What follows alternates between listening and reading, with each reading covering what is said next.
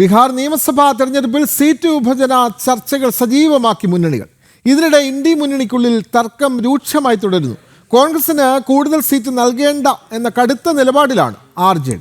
വിവരങ്ങളുമായി ഡൽഹിയിൽ നിന്ന് ജിഷ്ണു കൃഷ്ണൻ ചേരുന്നു. ജിഷ്ണു, ബീഹാർ നിയമസഭാ തെരഞ്ഞെടുപ്പ് പ്രഖ്യാപിച്ച പശ്ചാത്തലത്തിൽ മുന്നണികൾ സീറ്റ് വിഭജന ചർച്ചകൾ സജീവമാക്കിയിട്ടുണ്ട്.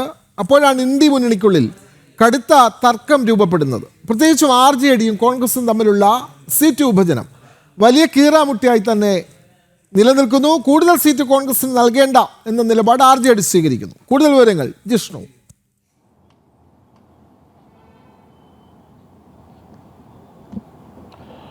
വിനോദ്, ബീഹാറിൽ നിയമസഭാ തെരഞ്ഞെടുപ്പ് പ്രഖ്യാപിച്ചതിനെ തുടർന്ന് സീറ്റ് വിഭജന ചർച്ചകൾ മുന്നണിക്കുള്ളിൽ സജീവമാണ്. ഇതിനോടകം തന്നെ അതിന്റെ പ്രാഥമിക ചർച്ചകൾ ഇന്ത്യ മുന്നണിക്കുള്ളിലും NDAയിലും BJP നേതൃത്വം നൽകുന്ന NDAയിലും നടന്നിരുന്നു. നിലവിൽ ഇന്ത്യ മുന്നണിക്കുള്ളിൽ സീറ്റ് വിഭജന ചർച്ചകൾ കീറാമുട്ടിയായി മുൻപിൽ നിൽക്കുന്നു എന്നുള്ളതാണ് മനസ്സിലാക്കാൻ സാധിക്കുന്നത്. അതായത് കഴിഞ്ഞ തവണ 70-ലധികം സീറ്റുകൾ കോൺഗ്രസിന് നൽകിയിരുന്നു. RJD 140-ലധികം സീറ്റുകളിൽ മത്സരിച്ചു.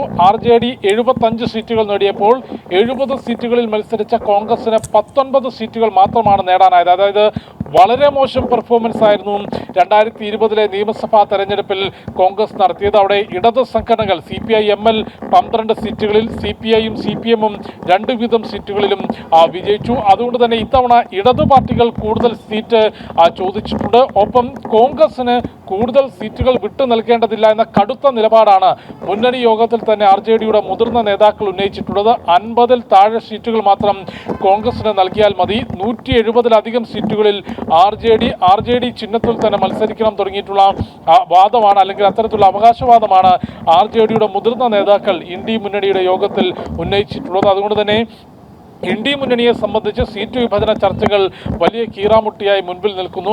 അവിടെ രാഹുലിന്റെ നേതൃത്വത്തിൽ, പ്രതിപക്ഷ നേതാവ് രാഹുലിന്റെ നേതൃത്വത്തിൽ വോട്ടർ അധികാർ യാത്ര കോൺഗ്രസും RJDയും സംയുക്തമായി നടത്തിയിരുന്നെങ്കിൽ പോലും ആ ഘട്ടത്തിൽ തന്നെ RJD ഒറ്റയ്ക്ക് മത്സരിക്കാൻ സാധിക്കുന്നു, അതിനുള്ള ശേഷി RJDക്കുണ്ട് എന്നുള്ളത് തേജസ്വി യാദവ് ഉൾപ്പെടെയുള്ള നേതാക്കൾ പരസ്യമായിട്ടുള്ള പ്രഖ്യാപനം നടത്തിയതാണ്. അതായത് കോൺഗ്രസ് ഇല്ല എങ്കിൽ പോലും പ്രതിപക്ഷ മുന്നണിക്ക്, പ്രത്യേകിച്ച് RJDയുടെ നേതൃത്വത്തിൽ ബീഹാറിൽ മുൻപോട്ട് കൊണ്ടുപോകാൻ സാധിക്കും എന്ന ആത്മവിശ്വാസമായിരുന്നു തേജസ്വി യാദവ് ഉൾപ്പെടെ പ്രകടിപ്പിച്ചത്. മറുപക്ഷത്ത് NDAയെ സംബന്ധിച്ച് പരിശോധിക്കുമ്പോൾ BJPയും JDUയും LJPയും ഉൾപ്പെടുന്ന NDA സഖ്യത്തിൽ ഇതിനോടകം തന്നെ സീറ്റ് വിഭജന ചർച്ചകൾ അന്തിമഘട്ടത്തിലാണ്.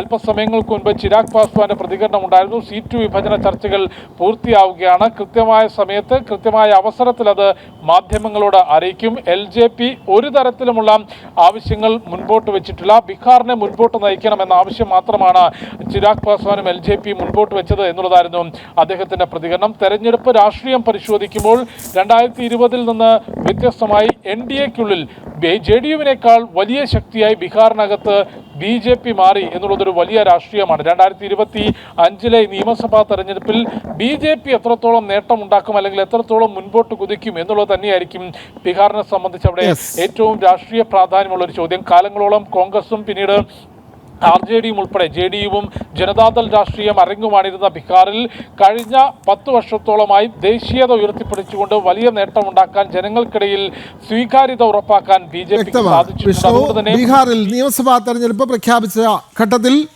സീറ്റ് വിഭജന ചർച്ചകൾ വിവിധ മുന്നണികൾ സജീവമായി മുന്നോട്ട് പോകുന്നു. അപ്പോഴാണ് ഇന്ത്യ സഖ്യത്തിൽ RJDയും കോൺഗ്രസും തമ്മിലുള്ള സീറ്റ് തർക്കം രൂക്ഷമായി തുടരുന്നത്.